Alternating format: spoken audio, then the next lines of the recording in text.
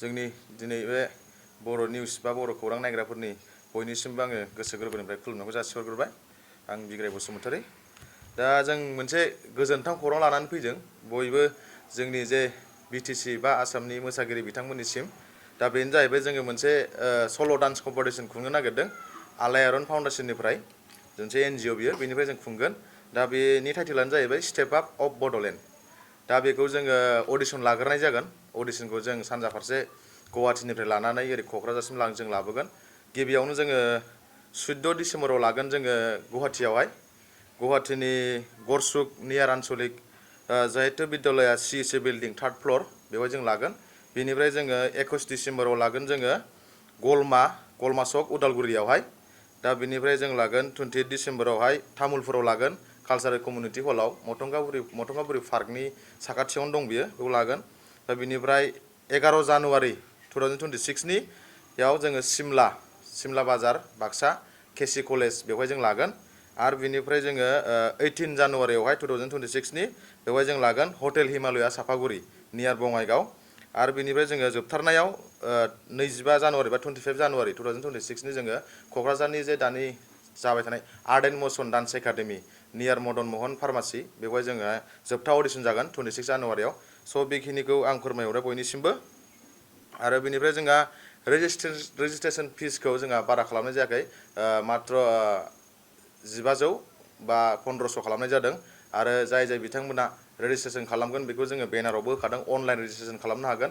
बारक'ड होनाय दंखायो बारक'डआव स्केन खालामबानो लिंकआ अपेन जागोन। दा बेवहाय थांनानै बयबो अनलाइन रेजिस्ट्रेसन खालामनो हागोन आरो। बादायारिफोरनि ड्रेसफ्रा माबायदि गाननांगोन एक्सुवेलि ट्रेडिसनेल बर'नि जागोन बा जेनेरेलि गाननो हागोन नामा? आदसा बादायारिफोरनि ड्रेसखौ जोङो जेनेरेलि खालामदों अडिसनावहाय जा जि गोसो बेखौ गाननानै मोसानो हागोन। आरो नोङो जिखिनि सं गावनि चयस खालामनाय बे संजों मोसानो हागोन अडिसन खिनियाव आरो अडिसननि उननिखौ जाय सेलेक्ट जायो बेखौ जों उनावहाय इनफरमेसनखौ होगोन। बादायारिफोरनि थाखाय माबाफोर सुबिदा दं नामा जिहेतु औ इयुननि थाखाय? बादायारिफोरनि थाखाय जोङो जाय बिथांमोना विनार जागोन बिथाङा नोगोद 51,000 बेखौ मोनगोन फार्स्ट प्राइजआ। ओमफ्राय बेनिफ्राय फार्स्ट रानार आप बिथाङा मोनगोन 31,000। ओमफ्राय जोंहा सेकेन्ड रानार आप बिथाङा मोनगोन जोंना 15,000 बा 15,000 बेखौ मोननो हागोन। बेजों लोगोसे उइथ एलं सार्टिफिकेट एन्ड ट्रफि बेखौ मोननो हागोन। आरो बेजों लोगोसे जोंनि बे बड'लेण्डआवनो जेसेबांनाखि मोजां प्रडाक्सन दं बेफोराव जों बिथांमोनखौ चान्स होनाय जागोन। लोगोसे मेथाइफोरा बर'नि बा जेनेरेलि जागोन नामा? मेथाइफोरा जेनेरेलि जागोन अडिसन राउन्डआव जाय गोसो बेखौ मोसानो हागोन गावनि चयस मथे। आरो मेथाइनि डिउरेसना 2 मिनिटनिफ्राय 3 मिनिटनि गेजेराव जानांगोन बे आरो। हयथ' मोसाग्राफ्रा गोजान गोजान फैनो हागौ बिनि अनगायै मोसाग्राफोरनो थानायनि माबाफोर सुबिदा होगोन नामा नोंथांमोना? गोजान गोजाननिफ्राय फैनाय जे बेखौ जोङो अडिसन खिनियाव होनाय जानाय नङा। गावनो फैनानै मेनेज खालामफैनो हागोन। गावनो गाव मेनेज खालामनांगोन बेखौ जोङो जास्ट माने बे माबाखौल' होनाय जागोन आरो मा होनोमोनलाय जायगाखौल' जों खोन्थाना होनाय जागोन बे बुस्थु आरो। बादायारिफोरनि जिखिनि बैसो बेयो सिमा दं नामा? औ जे बैसो बेयो 14 बोसोरनिफ्राय लानानै 30 बोसोरनि गेजेराव जागोन।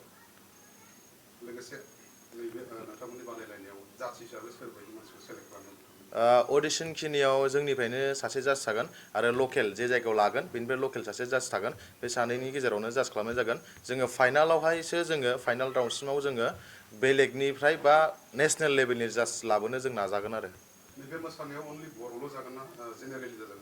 मोसानायाव लेंगुवेजआ जेनेरेलि जागोन जार जि लेंगुवेज लानानै मोसानो हागोन आरो। आरो बेजों लोगोसेनो जों जाय बिथांमोना देरहागोन बा जाय बिथांमोना टप 10 सिमाव थांगोन बिथांमोननि थाखाय जों मोनसे सुबिदा लाना फैदों। जोंनि जे बेवहाय जाय देरहागोन बिथांमोनहा जे थेरापिस्ट सेन्टार जोंहा मोनसे रायलायबाय थानाय दं सोलिबाय थानाय बेफोरावहाय माखासे जोंनि थेरापिस्ट बा बे माबाखौ बिथांमोनाहाय 20% सिमाव डिसकाउन्ट मोननो हागोन। बेनिफ्राय जोंनिफ्राय कार्ड मोनसे लाना मोनगोन बिथांमोना बे कार्डनि थ्रुयै बिथांमोना बेयाव थांबानो डिसकाउन्टखौ मोननाय जागोन आरो बेखिनि। बादायारिफोरनि लिमिटेसनफोर थानो हागौ नामा? बादायारिनि लिमिटेसनथ' अडिसन समाव बेबायदि गैया। जोङो बेनिफ्राय सेलेक्ट खालामगोन। जोङो बादायारि जेसेबांखिनि फैया जेसेबां जायगानिफ्राय जोंना 6 जायगायाव जे अडिसन जागोन बे 6 जायगानिफ्राय जोङो 105 सेलेक्ट खालामगोन टटेल। रेजिस्ट्रेसननि थाखाय माबोरै खालामनो हागोन? रेजिस्ट्रेसननि थाखाय बिथांमोना बेनाराव होनाय बारक'ड दंखायो बेवहाय अनलाइन रेजिस्ट्रेसन खालामनो हागोन। आरो हयथ'बा जाय अनलाइन रेजिस्ट्रेसन खालामनो हास्लाबा बिथांमोना अन दा स्पट फैनानै रेजिस्ट्रेसन खालामफैनो हागोन। अन दा स्पट खालामनो थाखाय अफिसियेलि माबाफोर जिरायनायनि जायगाफोर दङ? अन दा स्पटनि थाखाय जायगायाव जोंहा मोनसे जिरायना थाखागोन मानसि रेजिस्ट्रेसननि थाखाय बेवहाय फैनानै सुलाक लाफैबानो बिथांमोना बेवहाय मोनगोन फर्मजों लोगोसे आरो फर्मजों लोगोसे बे फर्मखौ लोगो मोनखागोन बिनिफ्राय बिथांमोना एज प्रुफ डकुमेन्टस लानानै फैखाबा मोजां जायो आरो बिनिफ्राय फट' गांनै पासपर्ट लकेसना ओरैबायदि अनलाइनाव खालामनो हागोन आरो जे जायगायाव अडिसन जागोन बेवहाय डाइरेक्टलि फैनानै बिसोरो बिथांमोना अफलाइन अन दा स्पट रेजिस्ट्रेसन खालामनो हागोन बयनिसिमबो जोंहा बिराद मोजां सुबिदा लानानै फैदों नोंथांमोन बादायारिफोरनि थाखाय माने गिबि खेबनि थाखाय जोङो जोंनि फाउन्डेसननिफ्राय बे कम्पिटिसनखौ लाबोजेनदों बयबो अननानै जोंजों हेफाजाबजों लोगोसे बयबो माने बेखौ गोजौ लेभेलसिम लांनो थाखाय बयबो हेफाजाब होफै जोङो फार्स्ट प्राइजखौ एकदम एसे बुरजा होदों लोगोसे जुदि नोंथांमोना जोंजों सापर्ट होयोबा नेक्स्टआव जों बिनिफ्राय बांसिन आवगायलांनो थाखाय जोङो बांसिन होनो नाजागोन बयखौबो खावलायबाय गुरै नोंथांमोननि अडिसनाव